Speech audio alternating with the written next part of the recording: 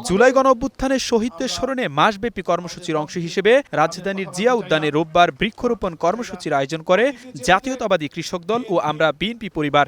শহীদদেরকে নিয়ে অনেক ধরনের এ সময় বিএনপি নেতারা বলেন, জুলাই গণঅভ্যুত্থানের অংশীদার সবাই, কোনো একক দল এর কৃতিত্ব দাবি করতে পারে না। এ সময় তারা ফ্যাসিস্টদের বিচার নিশ্চিত করতে জাতীয় ঐক্যের কথা তুলে ধরেন।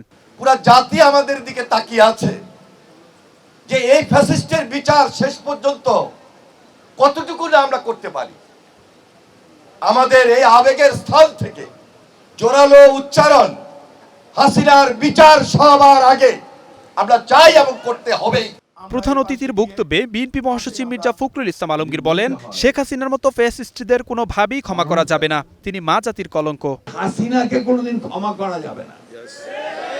হাসিনা হচ্ছে মানব জাতির একটা কলঙ্ক। হাসিনা হচ্ছে মায়েদের একটা কলঙ্ক। আমাদেরকে প্রথম কাজ হবে এদের বিচার করা। এ সময় তিনি রাজনীতিতে ভিন্ন মতের সহাবস্থানের কথা তুলে ধরে বলেন, সবাইকে নিয়েই বিএনপি একটি সত্যিকার গণতান্ত্রিক রাষ্ট্র গড়ে তুলতে চায়। যারা জীবন দিয়েছে তারা কিন্তু জীবন দিয়েছে, ঘোষণা করেই দিয়েছে যে আমরা এই ফ্যাসিস্টকে সরাবো, জাতিকে আমরা একটা স্বাধীন গণতান্ত্রিক রাষ্ট্রে পরিণত করতে চাই, তাই না? সেই জন্যে আমাদের লক্ষ্য একটাই, সেটা হচ্ছে যে আমরা একটা সত্যিকার অর্থে একটা উদারপন্থী গণতান্ত্রিক রাষ্ট্র নির্মাণ করতে চাই। পরে জুলাই শহীদদের নামে আলাদা আলাদা গাছ রোপণ করেন বিএনপির কেন্দ্রীয় নেতারা। এ সময় শহীদদের বাবারা উপস্থিত ছিলেন।